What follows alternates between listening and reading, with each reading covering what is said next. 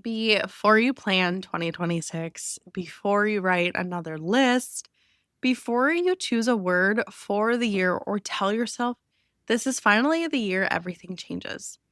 I want you to pause, not because you're doing it wrong, but because you might be skipping the most important part. Most women don't fail their goals. They fail to become the person required to sustain them. And no one really talks about that. Every January, we repeat the same cycle: new goals, new habits, new promises to ourselves about who we're going to be. And by February, sometimes sooner, those promises quietly fall apart. Not because you're lazy, not because you lack discipline, but because the goals were built on an identity you hadn't fully claimed yet. This episode isn't about planning. It's about telling the truth before you plan. Because if you don't know who you're becoming, your plans will eventually collapse under the weight of misalignment.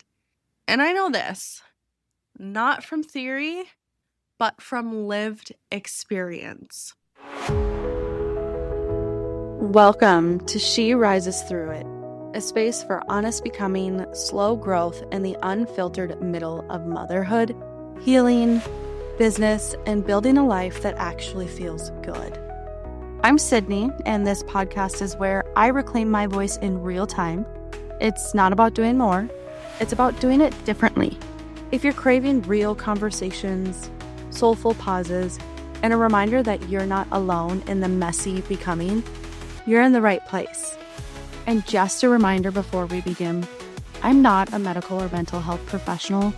Everything shared here is based on my lived experience. Please seek qualified care if you're needing support. You deserve it. You're not behind, you're becoming. Happy New Year! The new year, new me mentality sounds so inspiring on the surface. It feels hopeful, it feels clean, it feels like a fresh start. But when we slow down and really look at it, it's one of the most damaging narratives we've normalized. Because what it subtly teaches us is this: who you are right now isn't enough, that you need to be fixed, rebranded, replaced. It teaches you to abandon yourself once a year instead of commit to yourself every single day. And for women, especially, this messaging runs so deep. We've been conditioned to believe that growth means becoming someone else, not coming home to who we already are. So when January hits, we don't ask, who am I becoming? We ask, what do I need to change about myself to finally be acceptable? And that question alone sets the tone for everything that follows. So people set goals from shame instead of self-trust. They plan from pressure instead of presence, from comparison instead of clarity, from exhaustion instead of capacity. They look at someone else's life and decide, that's the standard. That's what I need to live up to. And then they wonder why they're depleted before the year even really begins. Because you cannot build a life that feels aligned when the foundation is self-rejection. You can't hate yourself into transformation. I want to repeat that. You cannot hate yourself into transformation. And let me ask you something honestly. How many New Year's goals have you set that actually stuck? Not the ones that felt exciting for a few weeks, not the ones fueled by adrenaline and motivation, the ones that changed your life. And how many times did you decide that you failed?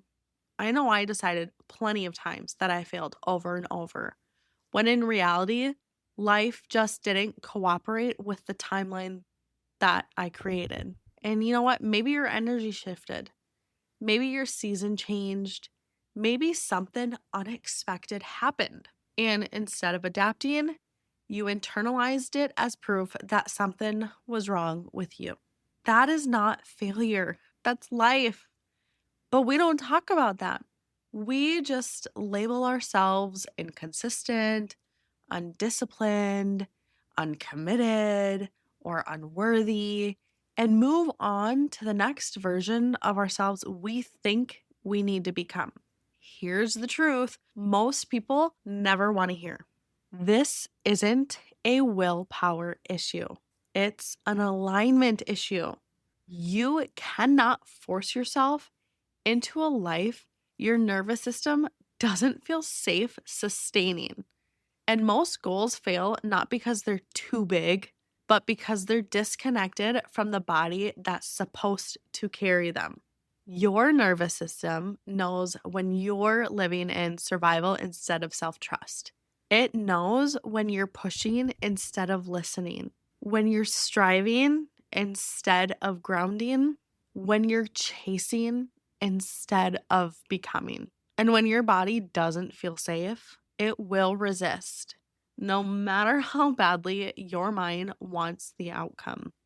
Most people never pause long enough to ask the deeper question.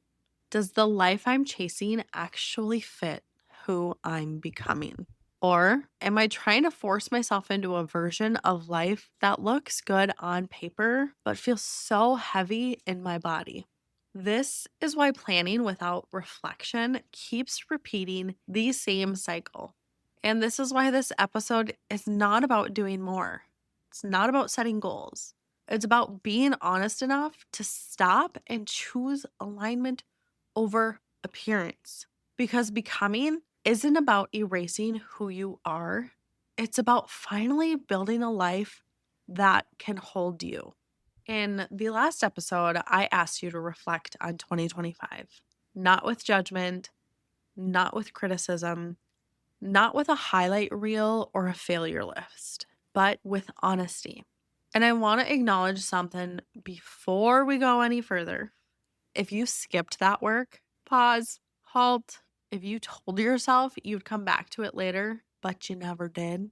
If you felt resistance, avoidance, or even irritation when I asked you to look back, that right there, that response alone is the information needed. Because reflection isn't comfortable when we've been trained to move on quickly, to stay busy, to stay productive, to stay future focused. But I want to say this clearly and with so much care. You cannot lead yourself forward if you refuse to look backwards. That's not a judgment, it's a truth. Reflection is not regression, it's leadership. It's the ability to pause long enough to understand what shaped you instead of dragging it unconsciously into the next year. And most people don't avoid reflection because they're incapable. They avoid it because they've never been taught how to reflect without punishing themselves. So, before we go any further, I really want you to hear this. You are not doing this to criticize yourself. You are doing this to reclaim yourself. So I'm going to repeat the questions from episode 31. And if you haven't answered them yet, I want you to pause this episode and do it. Not multitasking, not while scrolling, and not while half listening. Just pause, write them down, sit with them, and here they are. What moments brought me peace this year? Not accomplishment, not productivity, peace. The moments your body exhaled, the moments you felt grounded, the moments you felt like yourself. What did this year ask of me? Not what you wanted from the year, but what the year demanded from you. What did I strip away? What did I strengthen? What did it initiate you into? And where did I feel stretched and what did that teach me? Not where you broke, but where you expanded. Because stretching is uncomfortable but it's also informative. It tells you where your edges are, where your capacity grew, where your old ways no longer fit. These questions, they matter because they reveal something most planning never touches. They reveal who you already are, not who you're pretending to be. They show you what your nervous system responded to, what your body resisted, what your soul leaned toward. And if you skipped this step, if you rush past these questions and answers, no amount of planning will save you because you'll just build another year on top of a foundation you never examined. And that's how the cycle repeats. Same goals, but different years. This is the pause that interrupts that cycle. This is where real leadership begins. Not in setting the next goal, but understanding the person who's setting it. As I think about 2026, about stepping into a new year with intention, vision, and clarity, I keep coming back to the same question. Is it really new year, new me? I'm seeing this all over social media. Or is it just another way we avoid the deeper work? Because when I slow down and really listen, what I notice is this. Waiting for January 1st to begin is a subtle way of giving our power away. It sounds harmless, even hopeful, but if you're telling yourself, I'll start when the calendar changes, you're unconsciously saying that today isn't enough, that you aren't ready yet, that life has to look different before you're allowed to begin. And every time I catch myself thinking, okay, this is the year, this is when it all starts, I have to come back to something more honest. Every day has to be day one, not someday, not when life calms down, not when things feel easier, quieter, or more predictable, because they're not. We all know that. But because life doesn't work that way. Every single morning you wake up, you are choosing again. And that truth is either incredibly empowering or incredibly uncomfortable. Because if you decide this is the year everything changes, but you don't build the capacity to begin again after disruption, then you are quietly setting yourself up to feel like you failed the moment life intervenes. And yes, life will intervene. There will be hiccups. There will be so many pivots. There will be days when nothing goes according to plan. There will be seasons where the wheels fall off completely.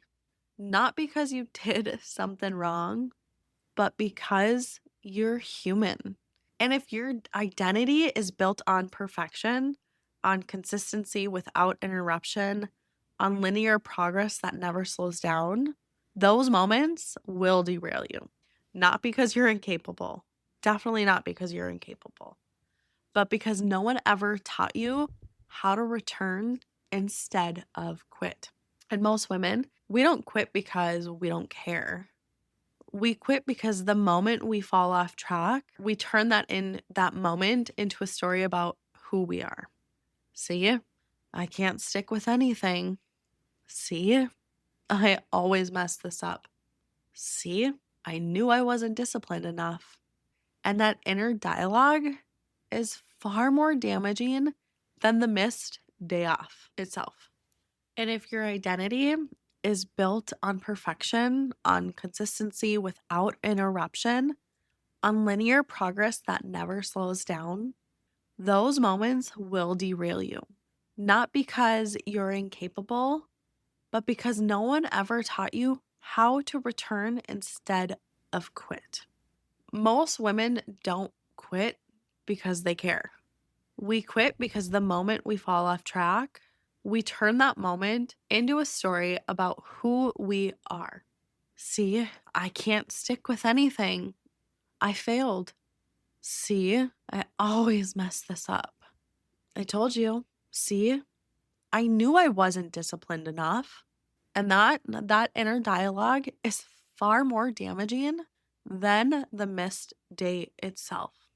So let me say this clearly, and I want you to really hear it. Missing a day is not failure. Needing to pivot is not weakness. Adjusting your plan is not quitting. It's leadership. Leadership is knowing how to adapt without abandoning yourself. Leadership is choosing to come back instead of starting over. Leadership is staying in relationship with yourself even when things don't go perfectly. This is why day one matters so much. Day one isn't about starting fresh. It's about staying connected. It's about waking up and saying, today I choose again, not with pressure, not with punishment, but with integrity. Because day one isn't dramatic. It's quiet. It looks like returning to the intention you already set. It looks like picking up where you left off. It looks like offering yourself grace without losing direction. And when you learn how to do that, when you stop seeing disruption as a failure, you stop fearing it. You stop letting one hard day turn into a hard month. You stop letting one pause turn into abandonment. And that's when real momentum begins. Not the kind built on adrenaline, but the kind built on self-trust. And here's what I want you to understand as you move into 2026. You don't need a perfect plan. You don't need a new calendar or a new gym membership. You need a relationship with yourself that can withstand real life. A relationship that says, even when things shift, I stay. Even when the plan changes, I don't leave myself behind. That is empowerment. That is emotional maturity. That is how you stop repeating the same year with a different number attached to it. And that is why day one is not a date. It is a decision you make again and again. And there's a mantra that I'm going to teach you guys, and I want you to carry it with you into 2026. And it's not something you repeat once and forget, not as a pretty quote you screenshot and scroll past. I know I've done that plenty of times. My Pinterest has so many of them. But it's something you return to, especially on the days you want to give up. So wherever you are right now, I want you to pause with me for just a moment. If you're able, soften your shoulders, unclench your jaw, and take one slow breath in through your nose and a long breath out through your mouth. You do not need to force anything. Just arrive. Now, I want you to hear these words and let them land. Today is day one, not because everything is perfect, not because you feel ready, but because you're here. I don't need perfection. I need presence. Presence with where I actually am. Presence with what I can hold today. Presence with my own body, breath, and truth. I don't quit when things get hard. I return. I return after I fall off. I return after I doubt myself. I return after life interrupts the plan. Because returning is stronger than restarting. I adjust without abandoning myself. I allow the plan to change without turning it into a story about my worth. I pivot without punishment. I choose flexibility without self-betrayal. I begin again with integrity, not with urgency, not with shame, but with honesty, alignment, and care. Today is day 1. I want you to come back to this mantra on the days you feel behind, on the days you want to quit, because there are going to be days, on the days you tell yourself it's too late or you missed your chance. Because day 1 doesn't disappear when things get hard. Day 1 is made for those moments. This is how we stop abandoning ourselves in the name of growth. This is how we build a life that can actually hold us. Most people don't stop because they don't want it badly enough.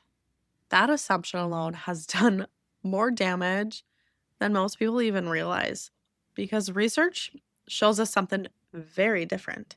Most people stop because their nervous system interrupts disruption as threat, not failure. I'm going to keep coming back to nervous system. And when the nervous system senses threat, it doesn't ask, what's the wise next step? It asks, how do I protect myself? And according to research shared by the American Psychological Association, perceived failure activates the same stress response pathways as physical danger. Meaning, when you miss a day, fall off a plan, or break consistency, your body reacts as if something is wrong. Cortisol rises, shame finds its way to kick in, motivation, now that baby shuts down, not because you're weak, but because your system was never taught what to do after disruption. This is why willpower doesn't work long term. And studies from behavioral psychology, including work popularized at Stanford University, show that habits are not sustained by intensity. They're sustained by identity safety. When people believe a single misstep means I'm bad at this, they are significantly more likely to quit altogether. I want to repeat that. When people believe a single misstep means I'm bad at this, they are significantly more likely to quit altogether. But when people are taught that disruption, pivots are expected, and given a return framework, they continue. This is called self-efficacy, and it matters more than motivation ever will. Here's where most self-help gets it wrong. We teach people how to start, we celebrate discipline, we praise consistency, but we almost never teach people how to return, how to speak to themselves when the plan breaks, how to stay regulated when expectations collapse, how to continue without punishment. So when disruption happens, because it always does, people internalize it. We internalize it. Then they don't think, oh, I need a new approach. Absolutely not. No. They think, man, something is wrong with me. And shame becomes the stopping point. This is why I want to be very clear. Consistency is not the absence of interruption. Consistency is the speed and gentleness of your return. This isn't just emotional language, it's neurological. When you respond to disruption with self-trust instead of self-attack, your nervous system stays online. You stay resourced. You stay capable of choice. But when you respond with shame, urgency, or all or nothing thinking, the nervous system shuts down. And then we call it lack of discipline when it's actually protective withdrawal. So instead of New Year, New Me, what if this year became something radically different? What if, and hear me out, What if this year you decided, I will build rules for returning, not rules for perfection? Rules like when I miss a day, I don't spiral. When the plan breaks, I pause before reacting. When life shifts or pivots, I adjust without self punishment. This is not lowering the bar. This is raising your capacity because day one isn't about starting over. Starting over implies something was ruined. Day one is about staying in relationship with yourself even when the structure changes. And that is not weakness. That is emotionally mature leadership. And I'm going to be honest, I always am. I believe in goals. I believe in vision. I believe in long term thinking. I believe it matters to know where you're going. But here's what I've learned, my messy middle, and what I wish more women were told earlier. Long term goals without daily grace will crush you. And that's not because the vision is wrong, but because the way most of us were taught to hold vision is unsustainable. We've been taught to treat 5-year plans like rigid contracts for the future. Set the goal, lock it in, push, push, push, no matter what. You are hustling and grinding. And if something interrupts that plan, we interpret that interruption as a threat, not just to the timeline, but to our belief in ourselves. But real growth doesn't happen through rigidity. It happens through adaptation. Here's the reframe that changes absolutely everything. And it's helped me. Every road bump is not a detour. It is part of the route. Every pivot doesn't mean you're off course. It means you're responding to reality instead of forcing a fantasy. And that distinction matters, especially for women who are ambitious and carrying full lives just like me. Because here's what I see happen over and over again, and I'm one to attest to it. A woman sets a long-term vision from a place of inspiration, and then boom, life happens. Her responsibilities shift. Her energy changes. Her nervous system gets taxed. Her season evolves. And instead of adjusting the plan to meet reality, she tries to overpower reality to meet the plan. Hello, that's where burnout begins. Not because the vision is too big, but because the capacity hasn't caught up yet. And capacity matters more than motivation ever will. Holding a long-term vision doesn't mean clinging to a timeline. It means staying in relationship with where you're going while honoring who you are right now. It means knowing when to stay steady and when to soften, when to push forward and when to pause and recalibrate.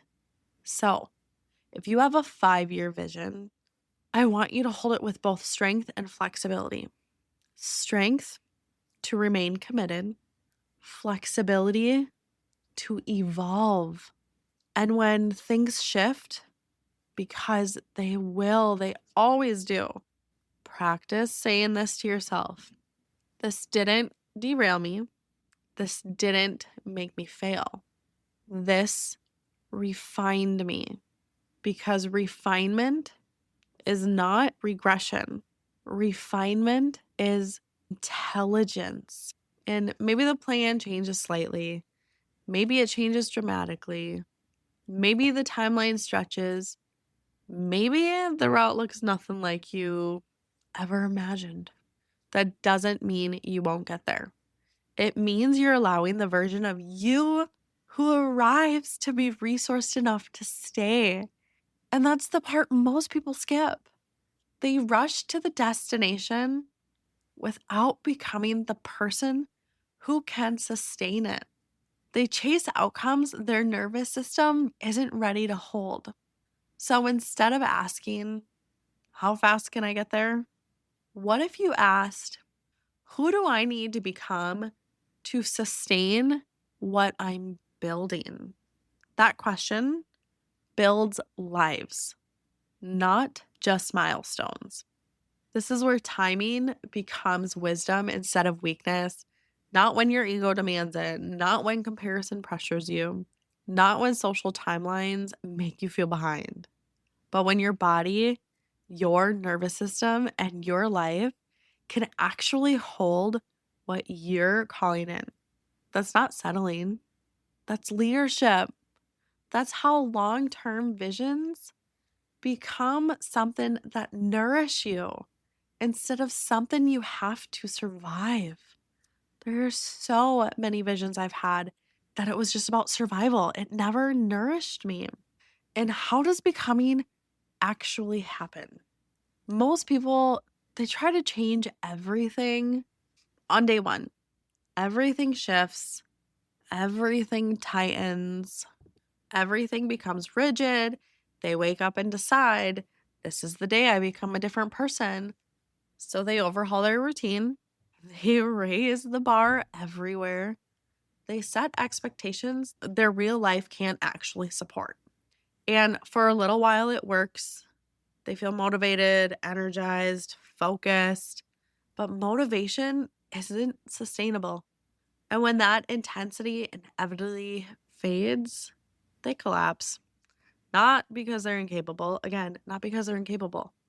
Because no one can live in constant overhaul mode. I was in constant overhaul mode. Look what happened in my life when I finally paused, reset, and came home to myself. So instead of becoming grounded, when you're in constant overhaul mode, you become brittle, and brittle systems break. So let me offer you a different way, a way that doesn't rely on adrenaline, a way that doesn't punish you for being human, a way that actually builds trust over time instead of changing everything. Pick one thing, only one thing you do better today than yesterday, not 10, not a complete reinvention, just one. Because becoming doesn't happen through dramatic transformation. It happens through repetition that feels safe enough to continue. I tell you guys, I want to be very clear a lot. This isn't about lowering standards. It's all about building sustainability. There's a difference between pressure and progress. Pressure demands perfection. Progress invites presence. Pressure asks, how fast can I change? How many days will it take me to get to this goal? Progress asks, what can I hold today? So instead of aiming for perfection, aim for presence. Presence with your body, presence with your emotions, presence with your capacity, because presence is what allows change to stick. I want to talk honestly about the cost of continuing to perform what you've outgrown, because this isn't neutral. When we keep performing old versions of ourselves, our body, yes, our wonderful bodies, our bodies keeps the score.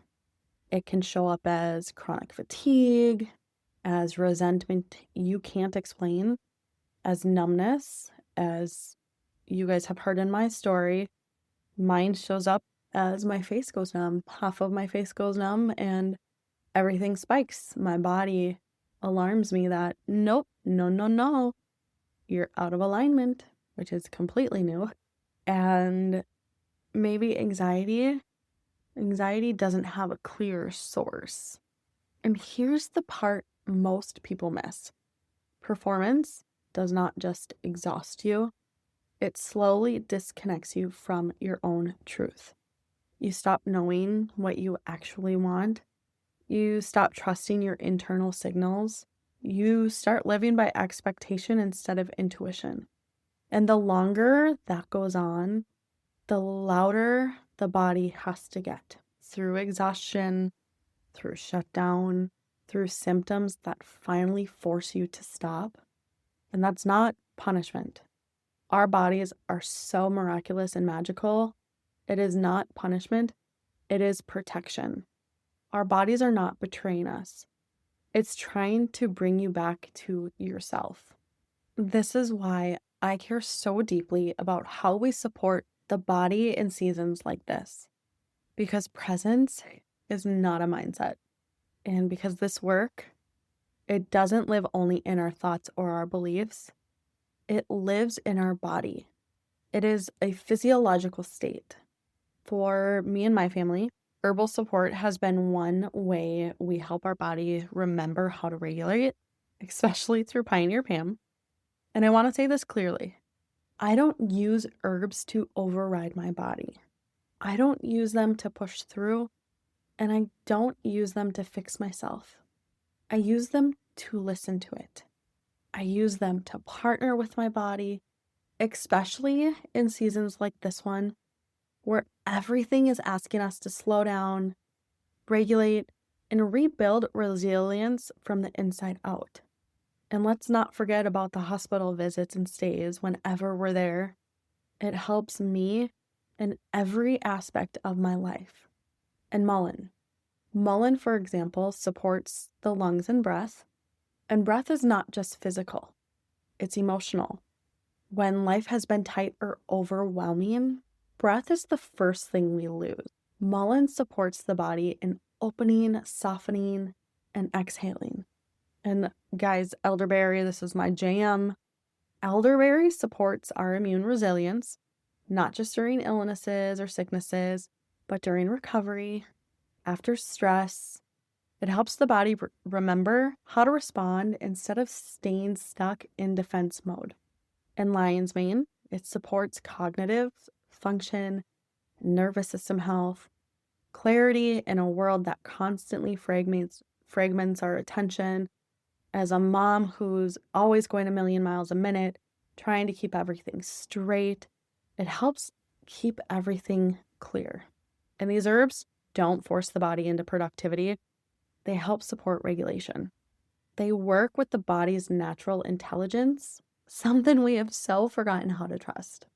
And across cultures and across history, herbs have always been used this way. Not to rush healing, not to bypass discomfort, but to support the body while it remembers how to come back into balance.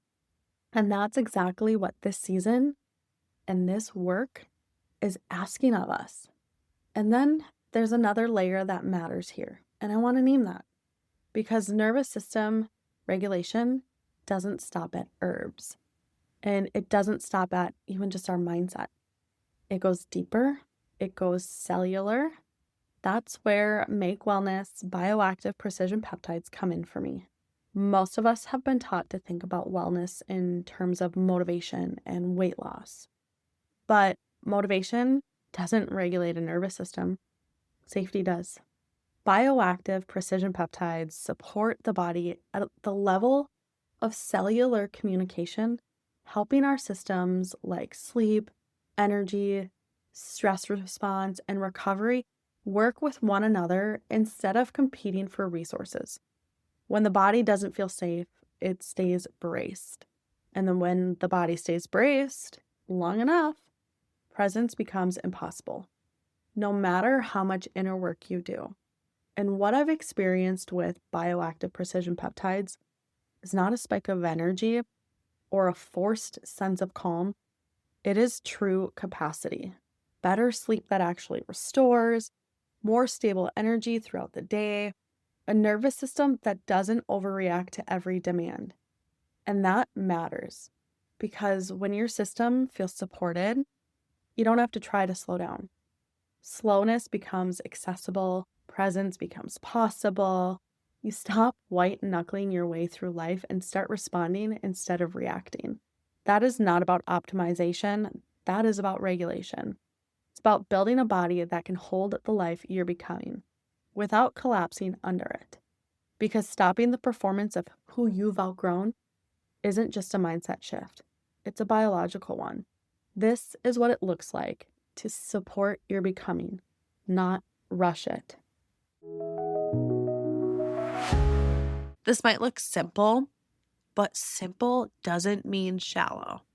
It might look like saying, I nourish my body better today. Not perfectly, not obsessively, but intentionally. Or it could be, I speak to myself with less criticism today. Not radical self-love, just less harm. Or I pause before reacting today. One deep breath before responding. One moment of choice. Or I rest without guilt today. Not because everything is done, but because you are allowed to be human. These choices may feel small, but trust me, small choices, repeated consistently, rewire identity. For how many times I have to allow myself to pivot and tell myself, this is part of life. This is being a human. I am a mother. We're in the hospital, this or that. I tell myself it's okay because it is part of the journey and I still love myself and I am going to be kind to myself. And here's something most people don't realize. Your nervous system doesn't trust big promises. It trusts consistent patterns. And every time you choose day one, every day when you wake up and you choose one small act of integrity, one small return, one small moment of presence, you build evidence. Evidence that you are someone who follows through. That's how self-trust is built.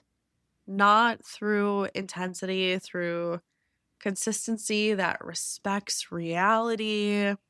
This is why you don't need to win the year today or by next month. You don't need to prove anything. You don't need to arrive. You need to stay connected. Connected to your body, connected to your values, connected to yourself. Because when you stay connected, you don't disappear when life gets complicated. And that's how becoming actually happens. Quietly, repeatedly, with so much hard work and compassion and grace. And it's not through force, but through relationship. This is why I created the Costa Rica retreat. It is not an escape and it's not as a vacation. It's not as something to add to an already full life, but as a container for women who are done postponing themselves. Women who have done the work, who have carried the responsibility, who have shown up for everyone else, often without being fully met themselves. Costa Rica is a pause with purpose, a recalibration, a return, not a place where you're told who to become, but a space where you finally remember who you already are.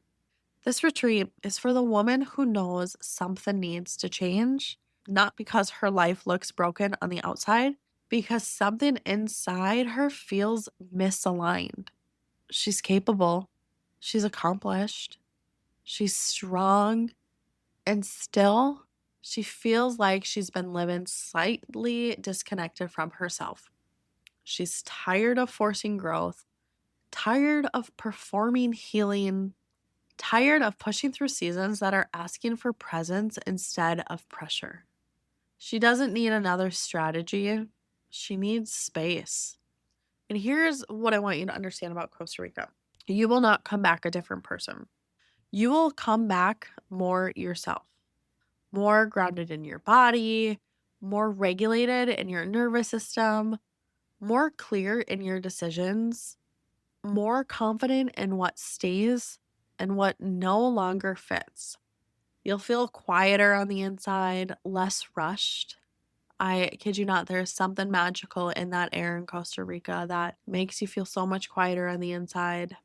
You're going to be less reactive, more anchored. Not because anything was fixed, but because you were finally given the time, environment, and support to listen. This retreat is intentionally slow. There is structure without pressure. There's movement without performance, depth without overwhelm. You will be held, not pushed.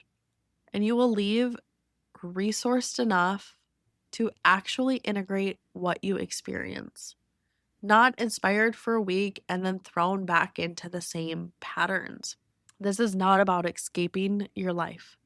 It's about returning to it differently and looking at it differently through a new lens. If you've been listening to this New Year's episode and thinking, she's saying all the things I've been afraid to admit to myself, hello, that's not a coincidence. That's recognition. And if you're ready to stop planning from who you think you should be and start building from who you actually are, this is your invitation. Trust what's stirring. Choose day one. I will be there and I'd love to hold this space with you. All of the retreat details are linked in the show notes so you can explore the experience, the dates, and what's included. And because this entire episode is about day one, I am offering a day one commitment bonus for women who feel ready to choose, women who are ready to choose themselves now and not later. I will not be pushing that bonus on my website. So if this retreat is stirring something in you, I want you to email me directly. My email is in the show notes.